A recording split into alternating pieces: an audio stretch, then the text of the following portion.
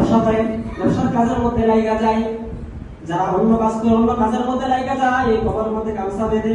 আর আল্লাহর রাসূল সাল্লাল্লাহু আলাইহি ওয়াসাল্লাম শেষ দশকের মধ্যে কবরের মধ্যে গামছা বেঁধে তারপরে ইবাদতের মধ্যে রাখছে, ইবাদত করছে, বন্দেগী করছে, তারা ইবাদত করছে আল্লাহর রাসূল। কারণ যে রাসূল সাল্লাল্লাহু আলাইহি ওয়াসাল্লামের কোনো গুনাহ নাই, সামনে গুনাহ নাই, পিছনে গুনাহ নাই, সমস্ত গুনাহ মাফ হওয়ার পরে ওই রাসূল যদি কান্না করতে পারে, তাহলে আমি আর আপনি ওই নবীর উম্মত হওয়ার পরে তাহলে আমার আর আপনার কেমন কান্না করার দরকার? আজকে তো আমার আপনার অন্তর দিয়ে কান্না আসে না, চোখ দিয়ে পানি বাইর হয় না, কারণ আমার অন্তরটা এরকম শক্ত হয়েছে, পাথরের চাইতেও বেশি শক্ত হয়েছে দিলটা। কেন শক্ত হয়েছে?